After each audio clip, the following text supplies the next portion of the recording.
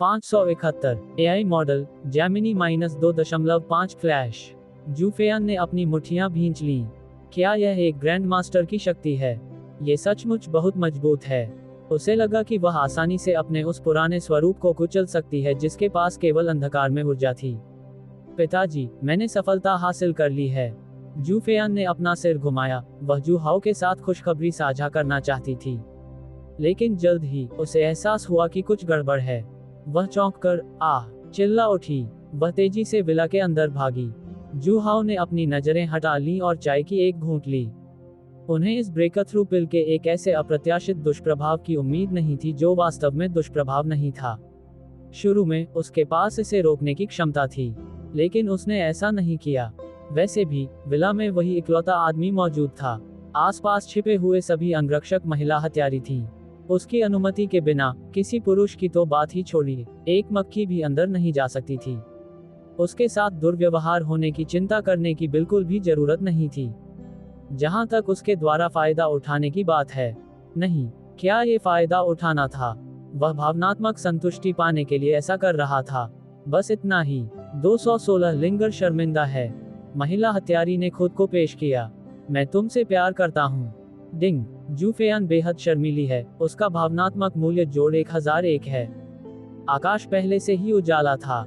जू परिवार की सभी महिलाएं जाग चुकी थीं। जैसे ही वे बाहर आए, उन्होंने संयोगवश जूफेयान को विला में भागते हुए देखा। सभी लोग अचंभित रह गए। हे भगवान, क्या पांचवी बहन इतनी बेलगाम है? सुबह सुबह बिना कपड़ों के नग्न होकर दौड़ना, मुझे उम्मीद नहीं थी कि उसे यह शौक होगा। जू शिक्विंग बड़बड़ाया। स्थिति को देखकर जू हुआई की आंखें चमक उठीं। मुझे उम्मीद नहीं थी कि फिफथ सिस्टर इतनी सुडौल होंगी। उनके शरीर का यह अनुपात, वाकई लगता है कि वह अक्सर मार्शल आर्ट का अभ्यास करती हैं। जू होंगजूंग और सू वान कियू उत्सुक हुए बिना नहीं रह सके। वे जू फेयान के व्यक्तित्व को जानते थे। यह उतना चौंकाने वाला नहीं होगा जितना उन दोनों लड़कियों ने कहा। वे सभी जानते थे कि शिकिंग और हुआई मजाक कर रहे थे, लेकिन क्यों? क्या जू फेयान इतनी शर्म से आंगन से वापस भाग जाएगी? लड़कियां आंगन की ओर चल पड़ीं। उनकी नजरों के सामने जू हाओ आराम से कुछ चख रहा था। हैं? लड़कियों की आंखें अजीब सी हो गईं। नहीं, बिल्कुल नहीं। पांचवी बहन इस दिशा से वापस भागी, और यहाँ सिर्फ पिताजी ही हैं। क्या ऐसा हो सकता है कि वे दोनों कुछ ऐसा घिनौना काम कर रहे हों जिसे बयान करना असंभव हो? ऐसा हो ही नहीं सकता। ये तो बहुत ही अजीब बात होगी। पिताजी उस तरह के इंसान नहीं हैं। आखिर चल क्या रहा है? लड़कियों ने एक के बाद एक कई अटकलें लगाईं। जैसे ही वे पूछने के लिए आगे बढ़े, वे खुद को रोक नहीं पाए। एक आकृति चलकर वहां पहुंची। वह यान वू मेई थी। वह जू फेयान की सफलता के कारण मचे हंगामे से आकर्षित हुई थी। उसने जू फेयान की सफलता की पूरी प्रक्रिया देखी थी। यान वू मेई ने मुस्कुराते हुए समझाया, गलतफहमी मत पालिए। फेयान ने अंकल जू द्वारा दी गई दवा ली थी, और ब्रेकथ्रू के दौरान अपनी शक्ति को ठीक से नियंत्रित न कर पाने के कारण उसके कपड़े फट गए। तो यही हुआ था। जू होंगजूंग और सू वान कियू ने राहत की सांस ली। वे जानते थे कि जू हाओ कितना सक्षम था। उन्हें लगा कि वह जू फेयान पर डोरे डालने से खुद को रोक नहीं पाएगा। वे इस बारे में बहुत ज्यादा सोच रहे थे। तो यह एक गलतफहमी थी। जू हुआई ने कुछ अफसोस के साथ कहा। जू शिकिंग ने अपनी छोटी बहन पर आंखें घुमाईं। आपकी आवाज में क्या बात है? क्या चल रहा है? क्या आप सचमुच कुछ घटित होना चाहते हैं? 23 शिकिंग और हुआई दोनों बहनों ने वास्तव में इतना नहीं सोचा था। उन्हें जू हाओ के चरित्र पर पूरा भरोसा था। जू हुआई की निगाहें चारों ओर घूमी और उसने उत्तेजित होकर कहा, अभी अभी पापा के सामने पांचवी बहन के कपड़े चूर चूर हो गए। क्या उन्होंने सब कुछ नहीं देखा? जब लड़कियों ने इस बारे में सोचा तो उन्हें वास्तव में यही बात सही लगी। उनकी आंखें बिल्कुल अजीब थीं। फिर भी सू वान कियू ही मध्यस्थता करने के लिए आगे आईं। यह महज एक गलतफहमी थी। सब लोग बकवास सोचना बंद करो। अगले दिन जू फेयान अपने कमरे से बाहर नहीं निकली। ये वाकई थोड़ा अजीब था। शरारती छोटी बहन जू हुआई तो दौड़कर उसके पास पूछने भी चली गई। इसे कैसे महसूस किया? जू फेयान इतनी गुस्से में थी कि उसने अपनी छोटी बहन को वहीं पर पीट दिया। किसी संवेदनशील विषय को उठाना। शाम को खाना खाते समय जू फेयान जू हाओ का सामना करते हुए अस्वाभाविक लग रही थी। उसे कभी कभी सुबह की घटना याद आ जाती थी। उसका नन्हा दिल अनियमित रूप से धड़कन कर रहा था। संक्षेप में कहें तो वह अब इस पिता के साथ सामान्य मानसिकता से पेश नहीं आएगी। लगातार 2 दिन बीत गए। जू हाओ के आग्रह पर रेड रोज को उस दिन से शर्त पूरी करनी पड़ी। जू हाओ को अब भी उसकी राय की परवाह थी। उसने उसे खुद जगह चुनने, खुद को साफ सुथरा करने और खुद को उसके हवाले करने की इजाजत दी। उसने यूं ही लापरवाही से उस पर अपना आपा नहीं जमाया। रेड रोज को थोड़ी राहत महसूस हुई। 572 एआई मॉडल जेमिनी -2.5 फ्लैश। उसने लंबे समय तक संघर्ष किया। हॉन कियांग-वेई ने जोड़ों के लिए एक होटल चुना। हालांकि वह अनिच्छुक थी, लेकिन शर्त हारने के लिए वह किसे दोषी ठहरा सकती थी। ये सब सू चेन और लुओ यान की गलती थी। हॉन कियांग-वेई उन दोनों से नफरत करता था। वह चाहती थी कि काश वह उन दोनों को तुरंत मार डाल सके। उस रात शेननोंग हॉल में जू हाओ ने अपने शिष्यों और लिंगर को शिक्षा देना समाप्त किया। इसके बाद उन्होंने हॉन कियांग-वेई को एक निजी कैंडल लाइट डिनर के लिए बाहर ले गए। उसके बाद उन्होंने एक फिल्म देखी। उन्होंने बस एक जोड़े की डेट की औपचारिकताओं को पूरा किया। आखिरकार वह उनकी निजी अंगरक्षक थी। हालांकि वह स्टार फ्यूरी पिल द्वारा नियंत्रित थी, फिर भी वह कोई परेशानी पैदा नहीं कर सकी। लेकिन अगर वह उसके दिल की गहराई से उसे जीत सके तो और भी बेहतर होगा। वह कृपा पाने के लिए कोई मामूली काम करने में भी संकोच नहीं करता था। और जू हाओ की चिंता देखकर हॉन कियांग-वेई का आंतरिक प्रतिरोध, हालांकि अभी भी मौजूद था, काफी हद तक कम हो गया था। उसके मन में एक विचार आया, शायद जू हाओ का अनुसरण करना इतना बुरा भी नहीं है। अस्पष्ट प्रकाश व्यवस्था के तहत हॉन कियांग-वेई ने लिटिल मेड की पोशाक पहन ली। एक शीर्ष महिला हत्यारे की निर्ममता को पूरी तरह से त्याग देना। उसकी आवाज भी मधुर और कोमल हो गई। शीर्ष महिला हत्यारी एक आज्ञाकारी छोटी नौकरानी में परिवर्तित हो गई, जिससे एक मजबूत विरोधाभास उत्पन्न हुआ। डिंग। हॉन कियांग-वेई को शर्म आ गई। मूड वैल्यू जोड़ 888। डिंग। हॉन कियांग-वेई बेहद चौंक गया। मूड वैल्यू जोड़ 999। अगले कुछ दिनों तक मालिक और नौकर ने अपने रिश्ते को मजबूत किया। हॉन कियांग-वेई के चेहरे पर जटिल भाव थे। जू हाओ के नियंत्रण में आकर उसने धीरे धीरे खुद को भाग्य के हवाले कर दिया था।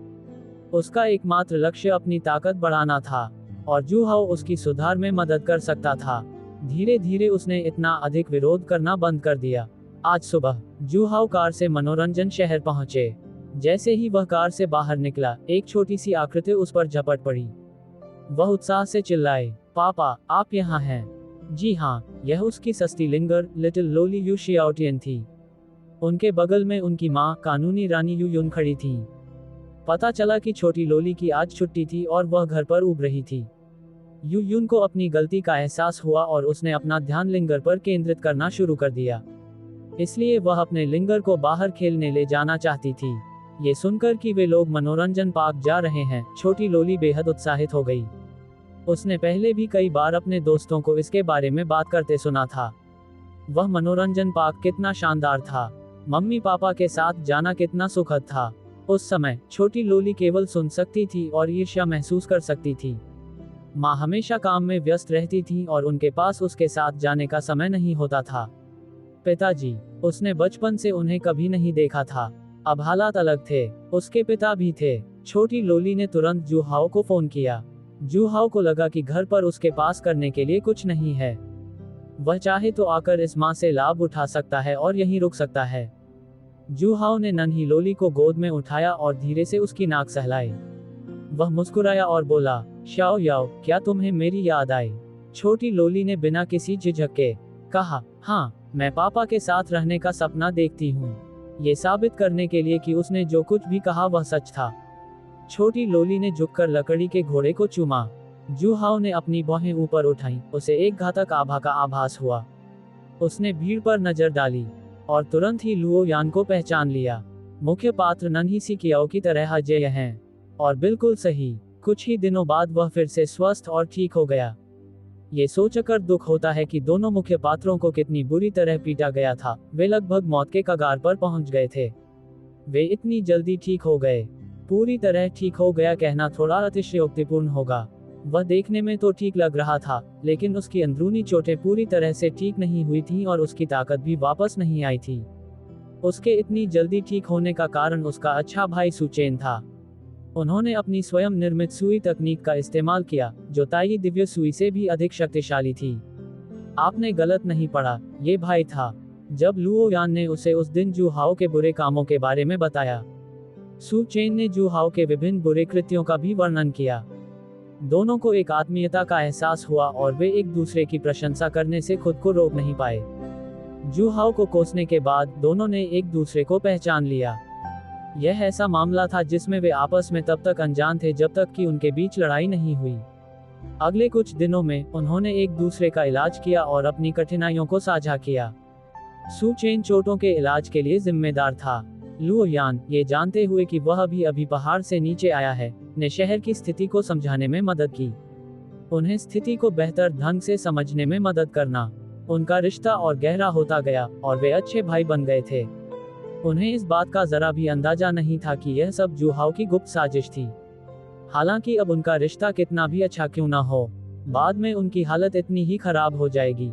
आज जब उसके घाव कुछ हद तक ठीक हो गए थे, तो लुओ यान ने सू चेन को विदाई दी और स्थिति का जायजा लेने के लिए अपनी छोटी चाची के घर आया। उसे आश्चर्य हुआ कि क्या जू हाओ ने अपना वादा निभाया था, और अगर उसने अपनी झाओ लिंगर को नुकसान पहुंचाया होता। 573 AI मॉडल जेमिनी -2.5 फ्लैश। हालांकि जैसे ही लुओ यान छोटी चाची के घर पहुंचा, उसने देखा कि छोटी चाची लिंगर के साथ गाड़ी चलाकर बाहर जा रही हैं। मॉम और लिंगर ने बड़े करीने से कपड़े पहने हुए थे। छोटी लोली का चेहरा मुस्कानों से भरा हुआ था। ऐसा लग रहा था मानो वह किसी ऐसे व्यक्ति से मिलने जा रही हो जिसे वह पसंद करती हो। लुओ यान के दिल में एक बुरी आशंका पैदा हो गई। वह तुरंत उनके पीछे चल पड़ा। जैसा कि उम्मीद थी, मॉम और लिंगर जू हाओ से मिलने के लिए वहां मौजूद थीं। उसने देखा कि जू हाओ ने झाओ लिंग एर को अपनी बाहों में इस तरह पकड़ा हुआ था मानो वह उसकी अपनी बेटी हो। छोटी लोली ने मासूमियत से खुद को उसकी बाहों में झोंक दिया। उसे जू हाओ के छिपे हुए इरादों का जरा भी अंदाजा नहीं हुआ। लुओ यान को अचानक बेहद असहज महसूस हुआ। डिंग! लुओ यान गुस्से से आग बबूला थी। उसकी भावनात्मक शक्ति 1000 गुना बढ़ गई थी। लुओ यान नाखुश थी और यू यून को भी कुछ अजीब सा महसूस हो रहा था। अपनी बेटी लिंगेर को, जिसे उसने 10 साल से अधिक समय तक पाला था, अपने प्रति उससे अधिक आत्मीयता दिखाते हुए देखकर ऐसा लग रहा था जैसे उसकी छोटी सूती जैकेट में ठंडी हवा आ रही हो। अपनी जटिल भावनाओं को जाहिर न करते हुए यू यून मुस्कुराए और माफी मांगते हुए आगे बढ़ी। हाओगे, मुझे माफ करना, शियाओ याओ एक नासमझ बच्ची है, वह फिर से आपके काम में बाधा डाल रही है। जू हाओ ने उदासीनता से अपना हाथ हिलाया। शियाओ याओ इतनी प्यारी है कि अगर मुझे अपना सारा काम रद्द भी करना पड़े तो भी मैं उसके साथ जाऊंगी। उनके शब्दों में लिटिल लोली को उनके सबसे करीबी परिवार के सदस्य के रूप में माना गया था। सच्चाई ये थी कि वह एक ऐसे बॉस बन गए थे जो हस्तक्षेप नहीं करते थे। इससे पहले उन्होंने काम अपने 2 करीबी दोस्तों जिया किंगगे और ली युनशु को सौंपा था। अब जबकि उनका निजी सचिव ऑनलाइन था, वे कंपनी के काम को लेकर और भी कम चिंतित थे। जी फिक्स्यू ही नियति में लिखी गई महिला नायिका थी और वह व्यावसायिक पृष्ठभूमि की थी। वह पहले एक कंपनी चला चुकी थी, उनके पास अनुभव था और वह अपने काम में निपुण थी। जू हाओ को उस पर काम सौंपने का पूरा भरोसा था। उसे बस जी फिक्स्यू की अनुकूलता का अवलोकन करना था। अन्य लोगों को जुस ग्रुप की वास्तविक स्थिति का पता नहीं था। जू हाओ ने जानबूझकर ऐसा इसलिए कहा ताकि उसे अनुकूलता प्राप्त हो सके। ये सुनकर यू यून भावुक हो गई। उनकी राय में 100 अरब युआन के समूह का सीईओ भला कैसे व्यस्त नहीं हो सकता। वह प्रतिदिन तरह तरह के कार्यक्रमों में भाग लेने में व्यस्त रहता होगा। फिर भी जू हाओ इतना व्यस्त है। फिर भी उन्होंने समय निकालकर उनके और लिंगर के साथ मनोरंजन पार्क का दौरा किया। जू हाओ लिंगर के प्रति बहुत अच्छा व्यवहार करता था, या शायद यह उसकी वजह से हुआ हो। जू हाओ के साथ बिताए समय को याद करके यू यून का चेहरा लाल हो गया। मुझे पता था कि पापा सबसे अच्छे हैं, पापा मैं आपसे प्यार करता हूँ। छोटी लोली भी बेहद भावुक हो गई। वह दोबारा लकड़ी के घोड़े के पास गई। इसके बाद तीनों का समूह एक परिवार की तरह मनोरंजन पार्क में प्रवेश कर गया। यू यून के बारे में ऑनलाइन चर्चा काफी हद तक फीकी पड़ गई थी। सभी का ध्यान पश्चिमी चिकित्सा और पारंपरिक चीनी चिकित्सा के आदान प्रदान सम्मेलन पर केंद्रित था। हालांकि यू यून ने बाहर जाने के लिए एहतियात बरती थी, लेकिन वह अत्यधिक सतर्क नहीं थी। टिकट खरीदने का काम उसे सौंपा गया था। जैसे दादी लियू ग्रैंड व्यू गार्डन में प्रवेश करती हैं, वैसे ही छोटी लोली भी उत्सुकता से चारों ओर देखने लगी। उसके लिए सब कुछ नया था। अपनी बाईं ओर माँ का हाथ और दाईं ओर जू हाओ का हाथ पकड़े हुए उसकी आंखें चकाचौंध हो रही थीं।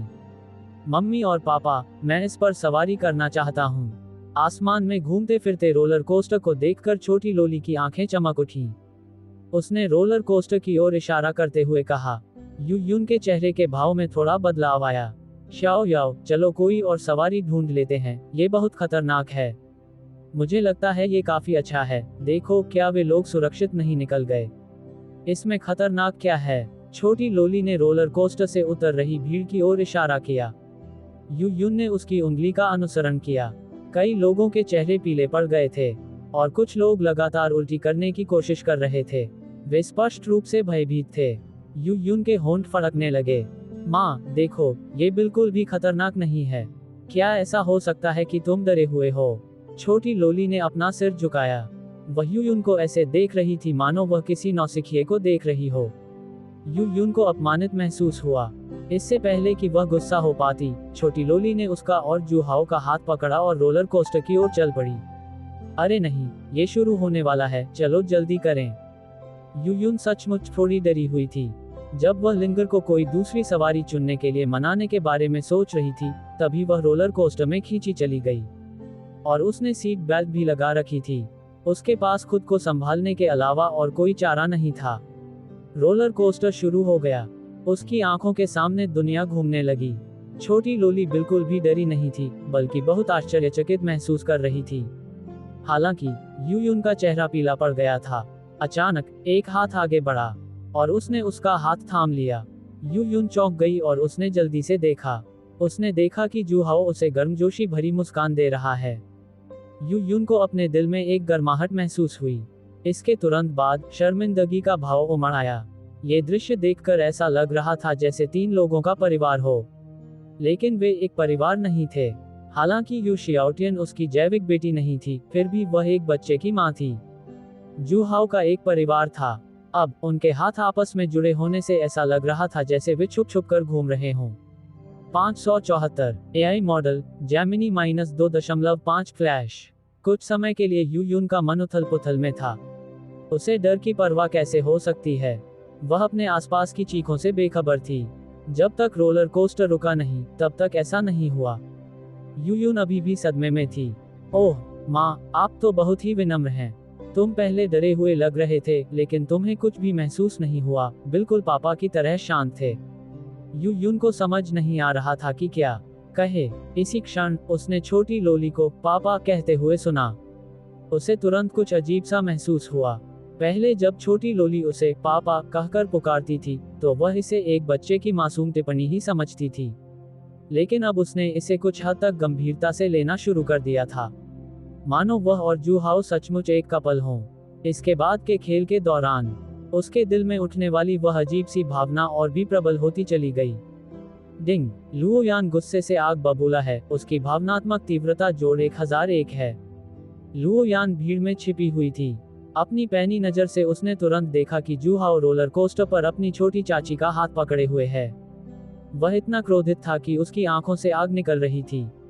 छोटी चाची की हालत देखकर लुओ यान अचानक चौंक गई। उसके मन में एक विचार आया, क्या जू हाओ अपनी छोटी चाची को वश में करने की तैयारी कर रहा है? वे दोनों लिटिल लोली की नशे की हालत में की गई मदद की वजह से साथ थे। अब जू हाओ ने अपना आक्रमण शुरू कर दिया था। अगर छोटी चाची को जू हाओ के लिए भावनाएं होने लगी, तो वह गिर जाएगी। लुओ यान बेहद परेशान थी। अगर छोटी चाची गिर जाती, तो जू हाओ छोटी लोली के साथ और भी ज्यादा लापरवाही से पेश आता। ऐसे बहुत से लोग हैं जो अपने प्रेमी की खातिर दूसरों को अपना लिंग दे देते हैं। जू हाओ निश्चित रूप से ऐसा कर सकता था।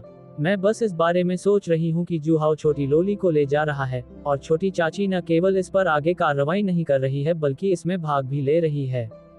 दुगनी खुशी। लुओ यान का दिल घुटन की हद तक दर्द से भर गया था। नहीं, ऐसा बिल्कुल नहीं हो सकता।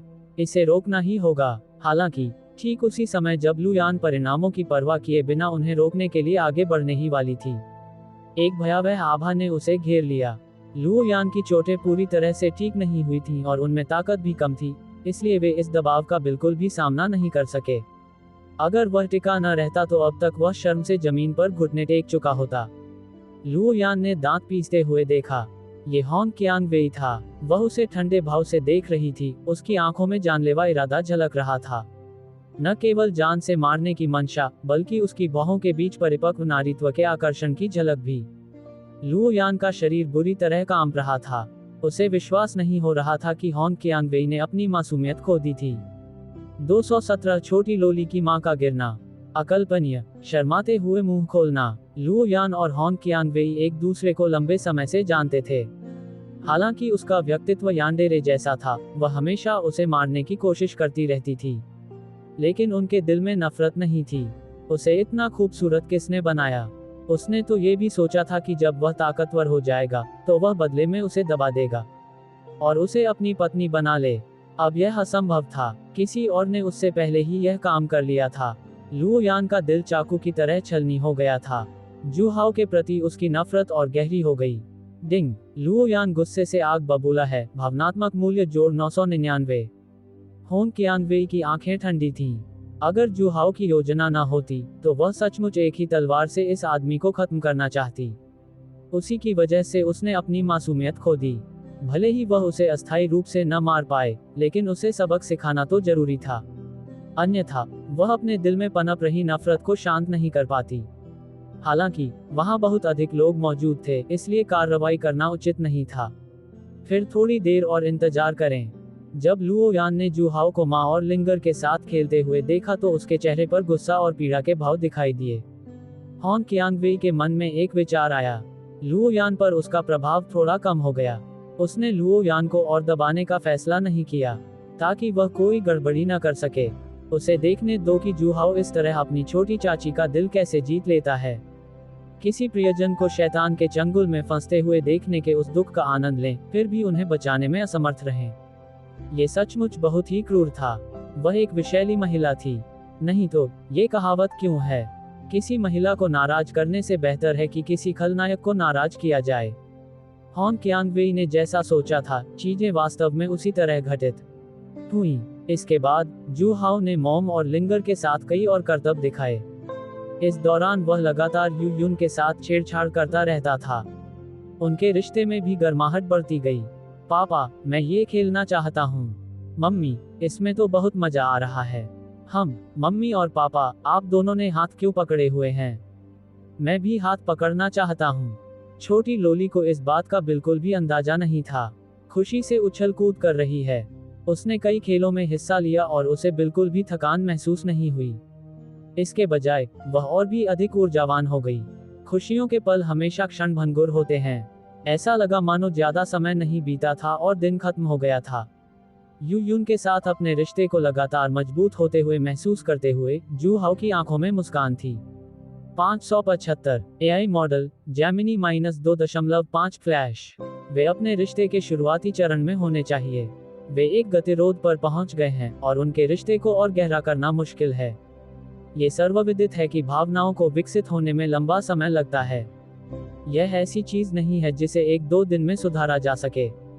हालांकि जू हाओ भावनाओं को धीरे धीरे विकसित करने में बहुत आलसी था। वह इस जटिल समस्या को सुलझाना चाहता था। अब जब उनकी भावनाएं एक गतिरोध पर पहुंच गई हैं, तो और क्या किया जा सकता है? जू हाओ के पास एक समाधान था। दिन भर खेलने के बाद छोटी लोली बहुत उत्साहित थी। यू यून को भी संतुष्टि महसूस हुई। जू हाओ के साथ अनिश्चितता ने उसे ऐसा महसूस कराया जैसे वह उससे प्यार करती हो। मस्ती खत्म हो गई और वे वापस जाने की तैयारी कर रहे थे। मम्मी और पापा, 1 मिनट रुकिए, मुझे शौचालय जाना है। मैं तुम्हारे साथ चलूंगा। यू यून को लिंग एर की चिंता थी और वह उसके पीछे पीछे गई। दूर नहीं। लुओ यान को बहुत पसीना आ रहा था और उसका पूरा शरीर कांप रहा था। उसके कपड़े पसीने से भीगे हुए थे। उसकी बाहों की नसें उभरी हुई थीं और उसका चेहरा बेहद क्रूर था। उसने सारा दिन जू हाओ को अपनी छोटी चाची के साथ छेड़छाड़ करते हुए देखा। वह बेबसी से देखता रहा कि कैसे उसकी छोटी चाची धीरे धीरे उसके प्यार में पड़ गई। वह उन्हें रोकना चाहता था, लेकिन जब भी कोई अहम पल आता, रेड रोज की खौफनाक आभा उसे घेर लेती, जिससे वह हिलने डुलने में असमर्थ हो गया। अंततः उसे रेड रोज के भयावह इरादों का पता चल गया। आप देखना चाहते हैं? ठीक है। क्या आप परेशानी खड़ी करना चाहते हैं? बिल्कुल नहीं। कितना निर्दयी। लुओ यान अपने बगल में बैठे कुछ लोगों की बातचीत में दिलचस्पी लेने लगा। ये कुछ दिखावटी, चमकीले रंग के बालों वाले और टैटू वाले युवक थे। भाई लियांग, जल्दी देखो, वह युवती है, वह उस आदमी से अलग हो गई है।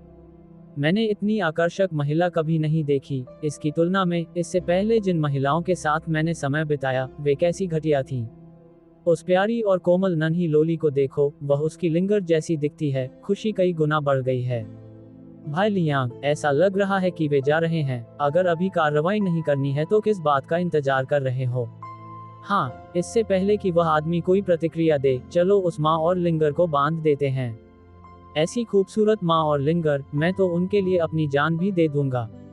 गुंडों का सरगना, जिसे भाई लियांग कहा जाता था, यूयुन और लिंगर की दूर जाती आकृतियों को देखता रहा और अपनी उत्तेजना को छिपा नहीं सका। उसने हाथ हिलाया। चलो भाइयों, शुरू करते हैं। फिर समूह माँ और लिंगर की ओर बढ़ा। ये शब्द सुनकर लुओ यान की आंखें सिकुड़ गईं। उसके भीतर हत्या करने की तीव्र इच्छा जागृत हुई। इन लोगों ने उसकी छोटी चाची और लिंगर पर बुरी नजर डालने की हिम्मत की। वे मौत को दावत दे रहे थे। उसने तुरंत आगे बढ़कर गुंडों के इस समूह से निपटने का इरादा किया। लेकिन इसी क्षण एक शक्तिशाली आभा ने उसे एक बार फिर घेर लिया। रेड रोज ने अपनी चाल चली। ये वे छोटे मोटे खलनायक थे जिन्हें उसने खोज निकाला था। ये चीजें खास तौर पर जुहाओ के लिए थी ताकि वह यूयुन के सामने अच्छी छवि बना सके। वह इस लड़के को इसे खराब कैसे करने दे सकती थी। आप आखिर चाहते क्या हैं? ये लोग मेरी छोटी चाची को नुकसान पहुंचाने वाले हैं और आप फिर भी मुझे रोक रहे हैं। अब तुम जुहाओ के लिए काम कर रहे हो। जुहाओ और मेरी छोटी चाची के बीच के संबंधों को देखते हुए अगर उन्हें कुछ हो जाता है तो वो तुम्हें बिल्कुल नहीं छोड़ेगा। एक दिन की पीड़ा ने लुओ यान को मानसिक रूप से पूरी तरह थका दिया था। रेड रोज की ओर, जो लगातार उसे बाधा पहुंचा रही थी, उसके हृदय में घृणा की भावना भी उत्पन्न हो गई। रेड रोज विचलित रही। लुओ यान असहाय होकर देखता रहा जब कुछ अभद्र दिखने वाले गुंडों का एक समूह उसकी छोटी चाची और लिंगर की ओर बढ़ रहा था। बेहद क्रोधित होने के बावजूद लुओ यान धीरे धीरे शांत हो गई। उसके दिमाग में बिजली की एक चमक कौंध गई। रेड रोज जुहाओ की अधीनस्थ थी और हमेशा उसे रोकने के लिए जिम्मेदार थी। वह कुछ गुंडों को उसकी छोटी चाची को नुकसान पहुंचाने कैसे दे सकती थी? लुओ यान ने अचानक अपना सिर घुमाकर जुहाओ की स्थिति की ओर देखा। अपनी ताकत के बल पर वह कुछ बदमाशों को आसानी से देख सकता था, लेकिन उसने उन्हें रोका नहीं। सोचने की जरूरत नहीं, इसका कोई और मकसद जरूर होगा। एक वाक्य अचानक प्रकट हुआ। हीरो ने सुंदरता को बचाया। किसी रिश्ते को जल्दी सुधारने के लिए हीरो द्वारा प्रेमिका की रक्षा करना सबसे प्रभावी तरीका है। लुओ यान को अब सब कुछ समझ आ गया था। इन सभी बदमाशों को जुहाओ ने जानबूझकर अंजाम दिया था। कितना घिनौना तरीका है। किसी लड़की से सिर्फ फ्लर्ट करने के लिए क्या इतना चालाक होना जरूरी है? जुहाओ सच्ची भावनाओं में विश्वास नहीं करता था। वह केवल एक ही बात पर दृढ़ विश्वास रखता था। प्राचीन काल से ही यह बात सिद्ध है कि गहरा स्नेह स्थायी नहीं होता, तरकीबें ही दिल जीतती हैं। लुओ यान पहले से ही इसकी कल्पना कर सकती थी। कुछ गुंडे उन्हें परेशान कर रहे थे और निराशा के उस क्षण में जुहाओ एक नायक के रूप में उभरकर उस सुंदरी को बचाएगा। उनकी छोटी चाची और लिंगर अत्यंत आभारी होंगे। उसके इकलौते दो रिश्तेदार भी जुहाओ के धोखे का शिकार हो गए।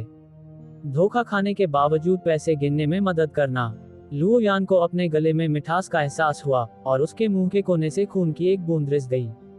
उसकी पुरानी चोट ठीक नहीं हुई थी और गुस्से ने एक नई चोट पैदा कर दी। ये बिल्कुल वैसा ही था जैसा लुओ यान ने सोचा था।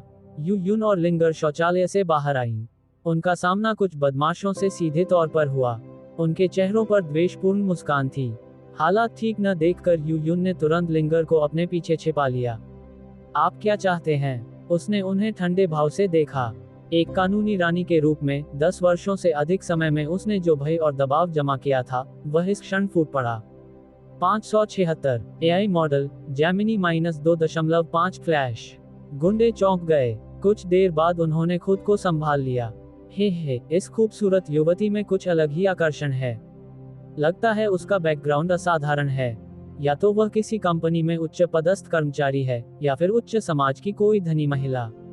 क्या वो पहचाने भी? क्या ये और भी रोमांचक नहीं होगा? लगता है स्वर्ग हम पर मेहरबान रहा है। हम क्या कर रहे हैं? हाँ, मैं और मेरे भाई आपको रात के खाने पर आमंत्रित करना चाहते हैं।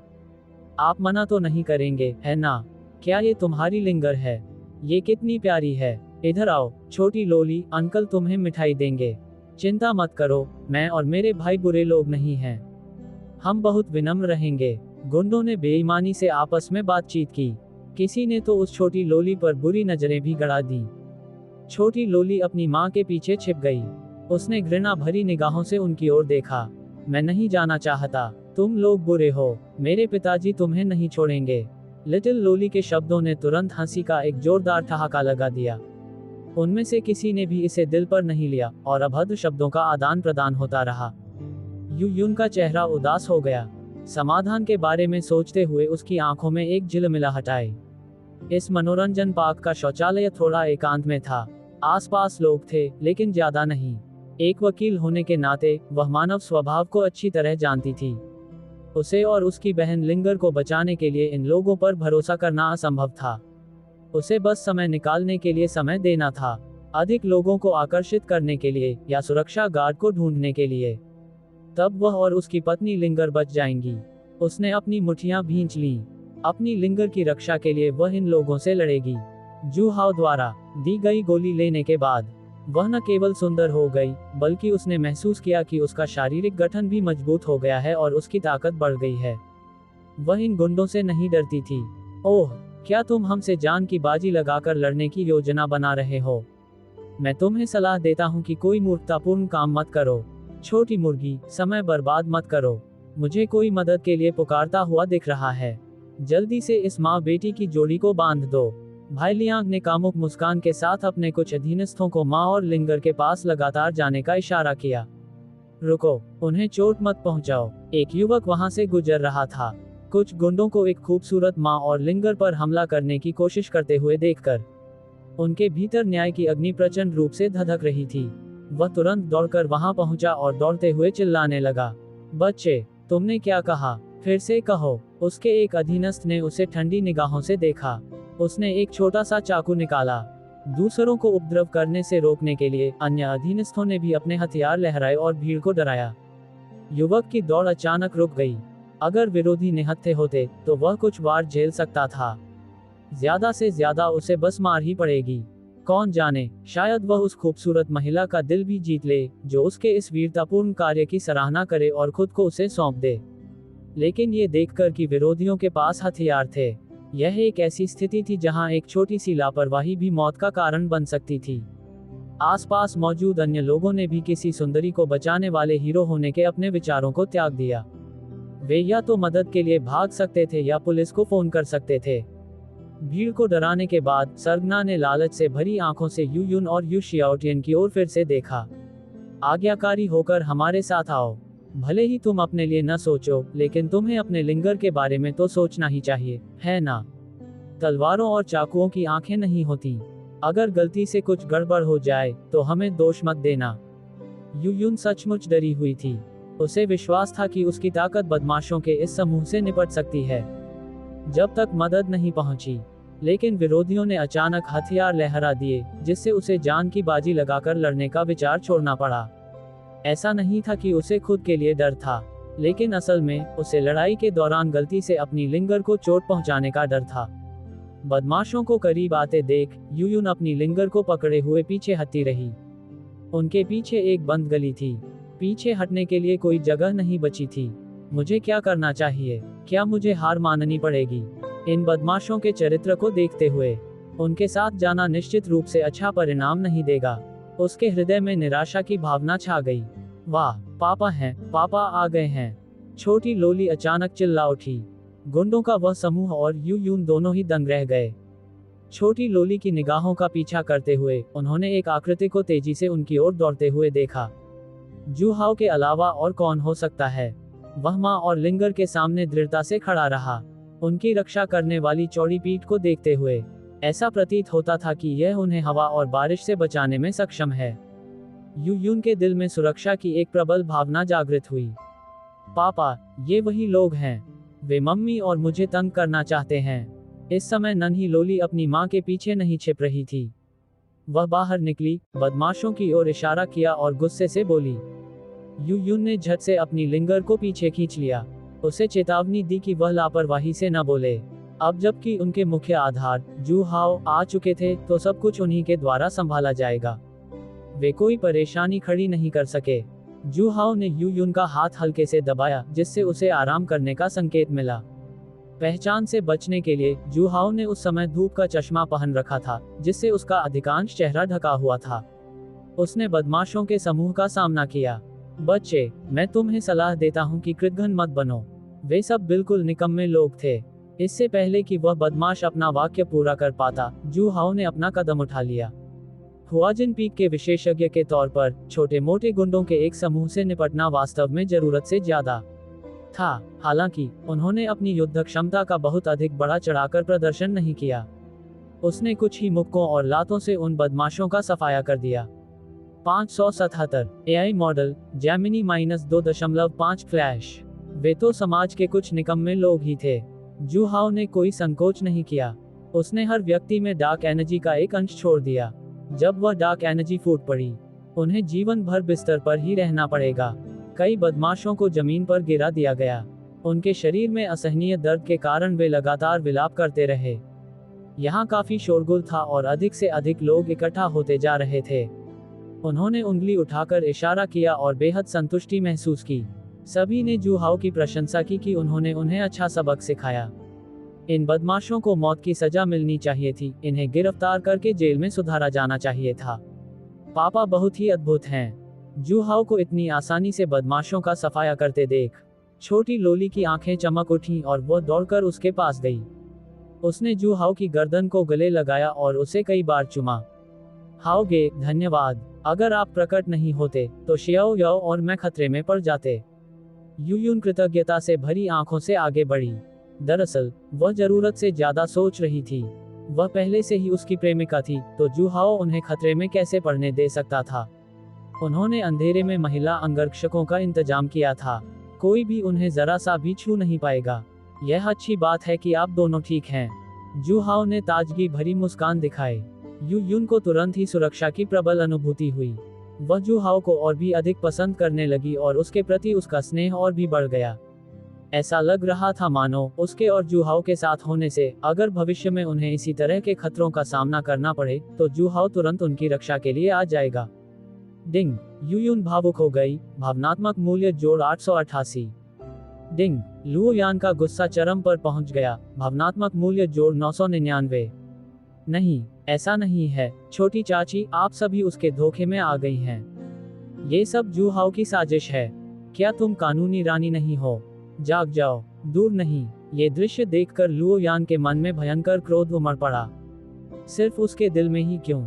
क्योंकि होन कियांगवेई के दमनकारी प्रभाव के कारण वह अपना मुंह तक नहीं खोल सकता था। छोटी चाची और जू हाओ के रिश्ते को एक और कदम आगे बढ़ते हुए देखकर लुओ यान को अपने शरीर में एक चुभने वाला दर्द महसूस हुआ, जो लगातार धड़क रहा था।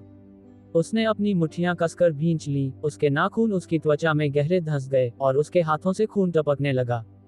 उसके हृदय में घृणा और हत्या करने की इच्छा उमड़ पड़ी। तथापि चाहे वह कितना भी गुस्सा हो, इसका कोई फायदा नहीं था। अधिकाधिक लोग आसपास जमा होते गए। पहचाने जाने के डर से यू युन जल्दी से कार चलाने चली गई। वह जू हाओ और छोटी लोली को घर ले गई। एक कानूनी रानी के रूप में यू युन के पास वास्तव में गहरी अंतर्दृष्टि थी। हालांकि उसे वास्तव में इन बदमाशों द्वारा मचाई जा रही गड़बड़ी में कोई समस्या नजर नहीं आई। ऐसा इसलिए था क्योंकि जू हाओ इसे सचमुच खेल रहा था। उसने बस किसी को इन लोगों को यहाँ बुलाने के लिए कहा था। दोनों पक्ष एक दूसरे को नहीं जानते थे। उसने बेरहमी से, बिना किसी हिचकिचाहट के वार किए। यू युन को कोई संदेह नहीं था। रात का खाना यू युन ने बनाया था। खाना खाने के बाद उन्होंने कुछ देर साथ में टीवी देखी। छोटी लोली अपनी माँ की ओर इशारे करती रही।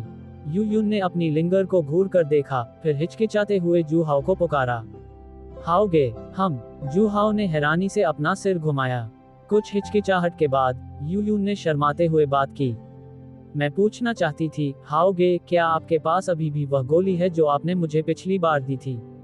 शियाओ याओ ने मुझमें आए बदलावों को देखकर आपसे एक गोली मांगने की जिद की थी। मुझे पता है कि दवा बहुत कीमती होती है। अगर आपके पास है तो मैं उसे कीमत देकर खरीद सकता हूँ, अगर नहीं है तो भी कोई बात नहीं। उसकी आवाज धीरे धीरे और धीमी होती गई। वह जानती थी कि वह गोली कितनी कीमती थी। उसे अनमोल कहना कोई अतिशयोक्ति नहीं होगी। इसे खरीदने के लिए उसे कितनी कीमत चुकानी पड़ेगी? केवल गहन संवाद के माध्यम से ही। 218 अनादर, नायिका की शिष्या का स्वाद, आपसी स्वीकारोक्ति। यू यून को ये कहना कुछ मुश्किल लगा। उसे याद आया जब उसने जू हाओ द्वारा दी गई अस्थि मज्जा शुद्धिकरण की गोली ली थी और उन्होंने एक भावुक रात बिताई थी। अगले दिन उसकी लिंगर ने उसके बदलाव देखे और वह चकित रह गई। उसे लगा कि ऐसा इसलिए हुआ क्योंकि उसने जू हाओ से बातचीत की थी और पूरी रात उसकी पिटाई हुई थी, इसीलिए उसमें यह बदलाव आया। इसलिए लिंगर ने सुझाव दिया कि वह भी चाहती थी कि जू हाओ उसे पीटे। यू यून चौंक गई। उसकी लिंगेर ने हमेशा बिना किसी संकोच के काम किया था। यह इस बात से स्पष्ट था कि उसने जू हाओ को अपना पिता बनाने के लिए खुद को नशे में धुत कर लिया था। उसे वास्तव में डर था कि उसकी लिंगर जू हाओ के पास चली जाएगी और कुछ भयानक हो जाएगा। यू यून ने कारण बताया, ऐसा इसलिए हुआ क्योंकि उसने जू हाओ द्वारा दी गई दवा ले ली थी। छोटी लोली को इस पर विश्वास नहीं हुआ और उसने पूछा कि ऐसी कौन सी गोली जादुई हो सकती है जब तक वह उसे एक दिलाने में मदद न करे, नहीं तो वह पापा के पास जाकर उसे पिटाई करवाएगी, जैसे पापा मम्मी को पीटते थे। यू यून तुरंत दुविधा में पड़ गई। ये बताने की कोई आवश्यकता नहीं थी कि जू हाओ द्वारा दी गई गोली कितनी कीमती थी। क्या इसे इतनी सहजता से मांगा जा सकता है? जू हाओ ने उसे यह चीज अपराधबोध के कारण दी थी। इसके अलावा उस मामले में शुरू से ही जू हाओ की कोई गलती नहीं थी। 578 एआई मॉडल जेमिनी -2.5 फ्लैश। उसे दवा देने के बाद उन दोनों के बीच सब कुछ नए सिरे से शुरू हो गया। वह उसे यह क्यों देगा? अगर जू हाओ इसे देने को तैयार भी होती तो भी वह कुछ कीमत चुकाए बिना इसे स्वीकार करने में बहुत शर्म महसूस करती। वह एक अनमोल खजाना था जो किसी के शारीरिक गठन को निखार सकता था, उसे और अधिक सुंदर और युवा बना सकता था। जू हाओ भी एक अरबपति थे, उनके पास किसी चीज की कमी नहीं थी। उसे इसकी क्या कीमत चुकानी होगी? बहुत सोच विचार के बाद जू हाओ को केवल उसी लड़की में दिलचस्पी हो सकती थी। खुद को बदलने के लिए उसमें और उन चरित्रहीन महिलाओं में क्या अंतर था? यू यून को बहुत शर्म महसूस हुई। उसने असहमति जताते हुए कहा कि अगर लिंगर ऐसा चाहती है तो उसे खुद जाकर जू हाओ से पूछना चाहिए। छोटी लोली को लगा कि उसकी माँ उससे झूठ बोल रही है। इस बदलाव का कारण पिताजी द्वारा पिटाई होना था। वह पापा को ढूंढने और उनसे मार खाने भी जाना चाहती थी। जब माँ की पिटाई हो सकती है तो उसकी क्यों नहीं हो सकती? उसने तो यहाँ तक कह दिया कि वह चाहती है कि जू हाओ उसे और उसकी माँ दोनों को पीटे। ये शब्द सुनकर यू यून को चक्कर आने लगा और उसे तारे दिखाई देने लगे। उसे सचमुच डर था कि लिंगर जू हाओ को ढूंढकर उसके साथ कुछ बुरा करने जाएगी। यू यून के पास सहमत होने के अलावा कोई विकल्प नहीं था। एक लिंगर अपनी माँ के लिए इतनी परेशानी कैसे खड़ी कर सकती है? अपने लिए कुछ चाहना, लेकिन बदले में अपनी माँ का इस्तेमाल करना, सचमुच एक माता पिता के प्रति असहिष्णु लिंगर है। यू यून इतनी गुस्से में थी कि उसकी छाती में दर्द होने लगा। उसने छोटी लोली पर ध्यान नहीं दिया, जिसने अपना सिर झुका रखा था और उसकी आंखों में एक धूर्तता भरी चमक थी। इस समय बैठक कक्ष में छोटी लोली ने जू हाओ को देखते हुए अपनी आंखें झपकाईं। हालांकि वह मम्मी और पापा को एक साथ लाना चाहती थी, वह भी सचमुच अपनी माँ की तरह ही बदलाव का अनुभव करना चाहती थी। रातों रात इतनी खूबसूरत हो जाना, कई साल छोटी दिखने लगना। माँ ने कहा कि पापा ने उसे कुछ दवा दी थी। क्या सचमुच ऐसी कोई चमत्कारी दवा थी? वह भी छोटी थी और उसने ज्यादा पढ़ा नहीं था, इसलिए उससे झूठ मत बोलो। ये बात सिर्फ छोटी लोली को ही पता थी। पापा से मार खाने के बाद ही मम्मी खूबसूरत हुई थी। अजीब बात है, पापा से मार खाने के बावजूद मम्मी को डर क्यों नहीं लगा? यू यून के बोलने के बाद उसने अपना सिर नीचे कर लिया, उसका चेहरा लाल हो गया था। उसने जू हाओ की ओर देखने की हिम्मत नहीं की। जू हाओ कारण समझ गया। उनकी निगाहें पहले कुछ पल के लिए यू यून की आकर्षक आकृति पर टिकी, फिर वे मुस्कुराए। मुझे लगा कि यह कोई गंभीर मामला है। अगर शियाओ याओ भी यही चाहती है तो मुझे सीधे बता दे। मेरे पास अभी भी एक है। जू हाओ के मन में विचार उमड़ पड़े और उसने अपनी पॉकेट डायमेंशन से एक मज्जा शुद्धिकरण गोली निकाली। 6 महीने तक चले ड्रॉ के बाद उसके पास अस्थि मज्जा शुद्धिकरण की गोलियों की कोई कमी नहीं थी। वह ये सुनिश्चित कर सकता था कि उसकी सभी महिलाओं को एक एक मिल जाए। अस्थि मज्जा शुद्धिकरण की गोलियां बहुत कीमती थीं और वह उन्हें बाहरी लोगों को नहीं देता था। लेकिन क्या लिटिल लोली एक बाहरी व्यक्ति थी? बहरहाल वह उसकी पकड़ से बच नहीं सकी। जैसे ही अस्थि मज्जा शुद्धिकरण की गोली प्रकट हुई, एक तेज औषधीय सुगंध फैल गई। इसकी सुगंध से ताजगी का एहसास होता था। छोटी लोली झटपट पास आए, आश्चर्य से मज्जा शुद्धिकरण की गोली ली और उत्सुकता से उसकी जांच की। क्या सचमुच कोई ऐसी जादुई गोली होती है जिससे इंसान खूबसूरत बन जाता है? और जब मैंने जू हाओ को इतनी सहजता से वह अनमोल गोली लिंगर को देते हुए देखा, यू यून थोड़ी भावुक हो गई। उसके दिल में एक गर्मजोशी भरी लहर दौड़ गई। जू हाओ वाकई में माँ और लिंगर के प्रति बहुत अच्छा था। वह जू हाओ को और भी अधिक पसंद करने लगी। लिंगर को गोली पकड़े हुए और उसे देखते हुए देखकर यू यून ने तुरंत उसे डांट दिया। शाओ याओ, क्या तुम में शिष्टाचार है? तुम उसे जल्दी से धन्यवाद क्यों नहीं दे रही हो? छोटी लोली ने अपनी जिज्ञासा को एक तरफ रख दिया। माँ ने उसे बताया था कि यह गोली कितनी कीमती है। पिताजी ने बिना किसी झिझक के उसे दे दिया था। छोटी लोली बहुत भावुक हो गई। वह तुरंत जू हाओ की बाहों में कूद पड़ी। उसने उसे कई बार चूमा। पापा, आप शियाओ याओ के लिए बहुत अच्छे हैं। शियाओ याओ आपको हमेशा प्यार करेगी। जू हाओ मुस्कुराए और उसकी पीठ थपथपाए। उसने उसे अस्थि मज्जा शुद्धिकरण की गोली खाने को कहा। छोटी लोली ने गोली खाने के लिए अपना मुंह खोला। यू यून ने तुरंत उसे रोक दिया। वह जानती थी कि इसे खाने के बाद शरीर से अशुद्धियां बाहर निकल जाएंगी। उसने लिंगर को बाथरूम जाने के लिए कहा। जब छोटी लोली चली गई तो यू यून ने कृतज्ञता से भरे चेहरे के साथ जू हाओ की ओर देखा। हाओ गे, आपका धन्यवाद। आपने शियाओ याओ को इतनी अनमोल चीज दी। मैं सचमुच नहीं जानती कि मैं आपका एहसान कैसे चुकाऊं। जू हाओ ने अपनी भौहें ऊपर उठाईं। वह झटपट यू यून के बगल में बैठ गया और उसका हाथ पकड़ लिया। उसने आंखों में मुस्कान लिए कहा, मुझे धन्यवाद देने की कोई जरूरत नहीं है। मैंने इसे आपको मुफ्त में नहीं दिया। आपने अभी कहा था कि आप इसे खरीदने के लिए कीमत चुकाना चाहते हैं। जू हाओ की आक्रामक निगाहों का सामना करते हुए यू यून का चेहरा तुरंत लाल हो गया। उसने अपना सिर नीचे कर लिया। उसकी आंखों में सीधे देखने की हिम्मत नहीं हो रही थी। जू हाओ ने हाथ बढ़ाकर उसकी ठोड़ी ऊपर उठाए। यू यून ने अपना सिर ऊपर उठाया। उसकी आंखों में हैरानी के भाव थे। इसके तुरंत बाद उसने एक चेहरा धीरे धीरे पास आते हुए देखा। उसकी आंखें पल भर में चौड़ी हो गईं। डिंग, यू यून बेहद शर्मीली है। भावनात्मक मूल्य जोड़ 654। आधे घंटे बाद छोटी लोली बाथरूम से बाहर निकली, बेहद खुश थी। अब वह वाकई और भी खूबसूरत हो गई थी। उसकी त्वचा कोमल और गोरी थी, जो समय के साथ और भी अधिक सुंदर और मनमोहक हो गई। माँ और पिताजी, शियाओ याओ सचमुच बहुत सुंदर हो गई है। 579 एआई मॉडल जेमिनी -2.5 फ्लैश। प्रसन्न नन्ही लोली ने तुरंत अपने सबसे करीबी दो लोगों को ये खुशखबरी सुनाई। जू हाओ और यू यून को दोबारा देखकर छोटी लोली को अजीब सा महसूस हुआ। उसने देखा कि वे दोनों बहुत पास पास बैठे थे। माँ के गाल लाल थे, उनके कपड़े थोड़े अस्त व्यस्त थे और उनके पैर एक दूसरे से कसकर चिपके हुए थे। नन्ही लोली ने अपना छोटा सा सिर हिलाते हुए खुशी से खुद को जू हाओ की बाहों में फेंक दिया। वह पापा की वजह से खूबसूरत बनी। उसे उनका तहे दिल से शुक्रिया अदा करना था। ये सिलसिला तब खत्म हुआ जब जू हाओ का चेहरा लार से पूरी तरह भीग गया। सोने का समय हो गया था। छोटी लोली अब भी जू हाओ और उसकी माँ को एक साथ मिलाने की कोशिश कर रही थी। उसे आश्चर्य हुआ कि वे दोनों बिना उसके हस्तक्षेप के एक साथ कमरे में चले गए। छोटी लोली ने अपना सिर खुजाया। कुछ ही देर बाद अंदर से शरारती धक्का मुक्की की आवाजें आने लगीं। छोटी लोली ने अपनी आंखें झपकाईं। क्या माँ को मार खाना पसंद था या पिताजी को लोगों को मारना पसंद था? पापा मेरे साथ बहुत अच्छे हैं। अगर पिताजी को ये पसंद है तो क्या मुझे और अधिक सक्रिय होना चाहिए? रात और गहरी हो गई। एक आकृति चुपके से आवासीय क्षेत्र में घुस गई और सीधे यू यून के घर के सामने वाले दरवाजे की ओर बढ़ गई। उस दोपहर जब जू हाओ और उसकी छोटी चाची और उसकी बेटी चले गए तो लुओ यान उनके पीछे जाना चाहती थी।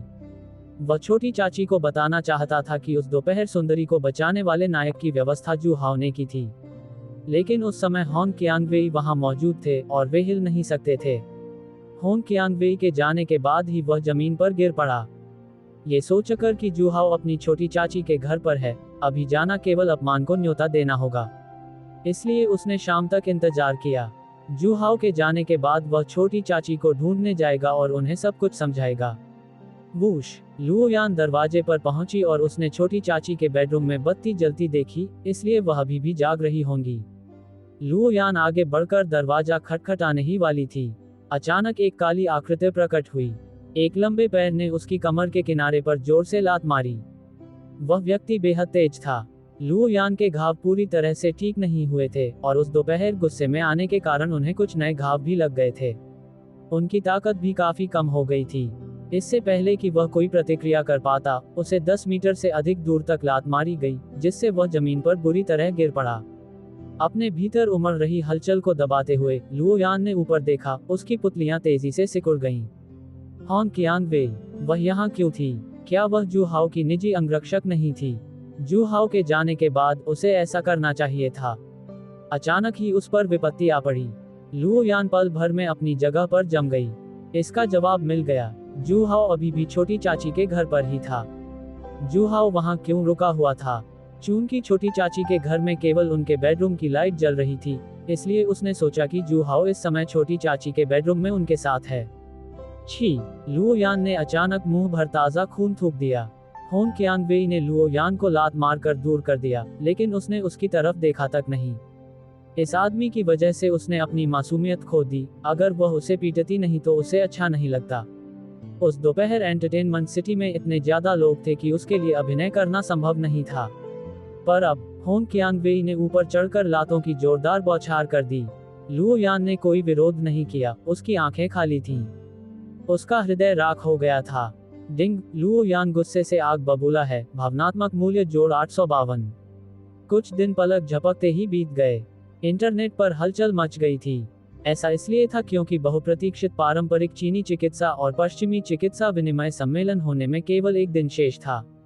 इससे पहले जब पश्चिमी चिकित्सा ने शेननोंग हॉल को निशाना बनाया था, उस घटना के कारण पश्चिमी चिकित्सा की प्रतिष्ठा में भारी गिरावट आई थी।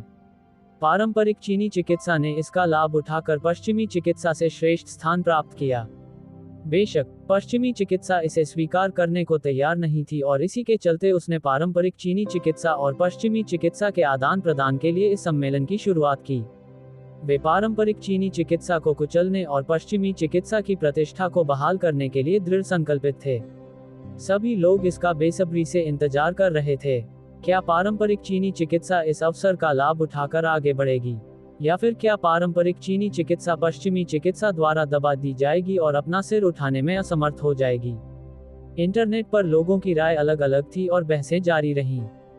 शेननोंग हॉल में भी काफी चहल पहल थी। बहुत से लोग दूर दूर से आए थे। कुछ लोग डॉक्टर से मिलने आए थे, लेकिन उससे कहीं अधिक लोग देवी डॉक्टर की कृपा के साक्षी बनने आए थे। शेननोंग हॉल द्वारा 2 देवी चिकित्सकों का खुलासा करने के बाद से शेननोंग हॉल को एक पल भी शांति नहीं मिली है। लोग प्रतिदिन आते जाते रहते थे। असंख्य पत्रकार और मीडियाकर्मी उनका साक्षात्कार लेना चाहते थे। वे सभी बाहर ही फंसे हुए थे। ऐसा इसलिए था क्योंकि फेंग जिक्सुआन इस समय घोस्ट गेट 13 नीडल्स सीखने के अंतिम चरण में प्रवेश कर रहा था। प्रशिक्षण कक्ष में फेंग जिक्सुआन ने गहन एकाग्रता के साथ अभ्यास किया। उसके माथे से सुगंधित पसीने की महीन बूंदें टपक रही थीं। स्पष्टतः उनके लिए इतनी शक्तिशाली सुई तकनीक का प्रदर्शन करना आसान नहीं था। अंततः एक निश्चित क्षण में वह सफल हो गई। फेंग जिक्सुआन के चेहरे पर खुशी झलक रही थी और उसने राहत की एक लंबी सांस ली। अंततः वह अपनी छोटी बहन से बहुत पीछे नहीं रह गई थी। छोटी बहन जू किंगक्सू ने उसके साथ पढ़ाई की और उसकी प्रतिभा वास्तव में उससे बेहतर थी। उसने इसे 2 दिन पहले ही सीखा था। 580 एआई मॉडल जैमिनी -2.5 फ्लैश। दरअसल जब भी वह अपने गुरु जू हाओ के साथ होती थी, उसे एक अजीब सी अनुभूति होती थी। उसकी सीखने की गति इतनी तेज नहीं होनी चाहिए। हर दिन उसे अपना ध्यान बांटना पड़ता था और जू हाओ के साथ शारीरिक संबंध बनाने के लिए समय निकालना पड़ता था। ये छोटी बहन के अध्ययन के समय से बहुत कम था, लेकिन उसे किसने बताया कि उसे जू हाओ की विशेष देखभाल प्राप्त है। उसे हर दिन पॉपिंग कैंडी का एक अतिरिक्त पैकेट मिलता था। उसकी सीखने की क्षमता 2 गुनी हो गई। गुरुजी, मैंने इसे सीख लिया है। फेंग जिक्सुआन ने ये खुशखबरी पास में चाय पी रहे जू हाओ को सुनाई। जू हाओ ने उसके कंधे पर थपथपाया और उसकी प्रशंसा की। बहुत बढ़िया, आखिरकार आपने बराबरी कर ली। कल होने वाले पारंपरिक चीनी चिकित्सा और पश्चिमी चिकित्सा के आदान प्रदान सम्मेलन का नेतृत्व आप और किंग्सवे करेंगे, इसलिए पश्चिमी चिकित्सा द्वारा अपनाई जाने वाली किसी भी चाल से घबराएं नहीं। हम फेंग जिक्सुआन ने जोर से सिर हिलाया। शेननोग हॉल का नेतृत्व करने, पारंपरिक चीनी चिकित्सा और पश्चिमी चिकित्सा विनिमय सम्मेलन में पश्चिमी चिकित्सा को ध्वस्त करने और पारंपरिक चीनी चिकित्सा को उज्जवल रूप से चमकाने के विचार ने उन्हें उत्साहित कर दिया। उसका सपना साकार होना अब उसकी पहुंच के भीतर था। फेंग जिक्सुआन बेहद खुश थी। उसे शांत होने में थोड़ा समय लगा। उसने कृतज्ञता भरी निगाहों से जू हाओ की ओर देखा। गुरुजी, जब पारंपरिक चीनी चिकित्सा का उत्थान होगा तो आपका योगदान अपरिहार्य होगा। अगर आप न होते तो हम लंबे समय से खोए हुए घोस्ट गेट 13 नीडल्स के बारे में नहीं जान पाते। धन्यवाद गुरुजी। जैसे ही उसने बोलना समाप्त किया, उसका चेहरा धीरे धीरे लाल हो गया। इस दौरान उसे जू हाओ से मिली शिक्षाओं की याद आई। इसका वर्णन करना वाकई मुश्किल था।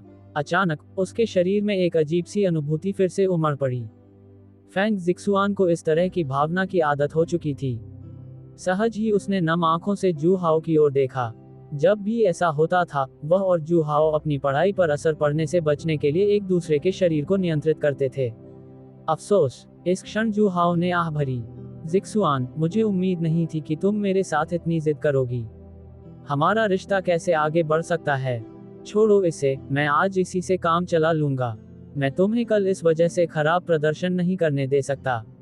उन्होंने अतिशयोक्ति और निराधार आरोपों की भूमिकाएं बखूबी निभाईं। अभी अभी उसने फेंग जिक्सुआन को जो थपथपाया, उसने ईश्वर के हाथ की क्षमता को सक्रिय किया। इससे उनकी महिला शिष्या के मन में एक अजीब सी भावना जागृत हो गई। अब वह ऐसे व्यवहार कर रहा था मानो उसकी महिला शिष्या उससे विनती कर रही हो, और वह अनिच्छा से सहमत हो गया। फेंग जिक्सुआन ने अभी तक कोई प्रतिक्रिया नहीं दी थी। उसने देखा कि जू हाओ चलकर उसके पास आया और उसे गले लगा लिया। फेंग जिक्सुआन अचंभित रह गया। उसका मतलब यह नहीं था। वह पहले ही घोस्ट गेट 13 नीडल्स सीख चुकी थी, इसलिए उसे अब अपनी पढ़ाई पर पड़ने वाले प्रभाव के बारे में चिंता करने की कोई जरूरत नहीं थी। वह इसे खुद संभाल सकती थी। गुरुजी को गलतफहमी हो गई थी। गुरुजी, मैं। फेंग जिक्सुआन ने समझाने के लिए अपना मुंह खोला, लेकिन अचानक वह बोल नहीं पा रही थी। इतने करीब से उस खूबसूरत चेहरे को देखते ही उसकी आंखें चौड़ी हो गईं, उसका दिमाग सुन्न हो गया था। हालांकि उन्होंने परस्पर अपने शरीरों को नियंत्रित किया था। जू हाओ अक्सर उसकी वाक्पटुता की प्रशंसा करता था, लेकिन उन्होंने कभी एक दूसरे को चूमा नहीं था। वह डॉक्टरों के बीच आपसी उपचार जैसा था।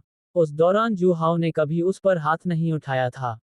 इसी वजह से फेंग जिक्सुआन ने खुद को इस भ्रम में डाल लिया था कि उनके गुरु शिष्य संबंध में कोई बदलाव नहीं आया है। यह क्या था? फेंग जिक्सुआन मिश्रित भावनाओं से भरी हुई थी। उसे समझ नहीं आ रहा था कि क्या करे। उसने धीरे से छटपटाने की कोशिश की, लेकिन वह पकड़ी हुई थी और खुद को छुड़ाने में असमर्थ थी। उसने ज्यादा संघर्ष करने की हिम्मत नहीं की, क्योंकि उसे डर था कि इससे जू हाओ नाराज हो जाएगा। अभी अभी उसकी उपस्थिति, वास्तव में, इसमें प्रलोभन का संदेह था। फेंग जिक्सुआन को अभी भी लगा कि जू हाओ ने गलत समझा है। डिंग। फेंग जिक्सुआन को शर्म महसूस हुई। भावना मूल्य जोड़ 741। पलक झपकते ही 2 घंटे बीत गए। फेंग जिक्सुआन धीरे धीरे जाग उठी और उसके चेहरे पर शिकन आ गई। वह भी अभी बेहोश हो गई थी। आसपास की कुछ हद तक अस्त व्यस्त स्थिति को देखकर वह बिना आंसू बहाए रोना चाहती थी। वह हमेशा से यह मानने से इनकार करती रही थी कि जू हाओ के साथ उसके रिश्ते में बदलाव आया है। अब वह सचमुच एक विद्रोही शिष्या बन चुकी थी जिसने अपने गुरु पर हमला बोल दिया था। फेंग जिक्सुआन बेहद नाराज थी। ये सब अचानक इस स्थिति तक कैसे पहुंच गया?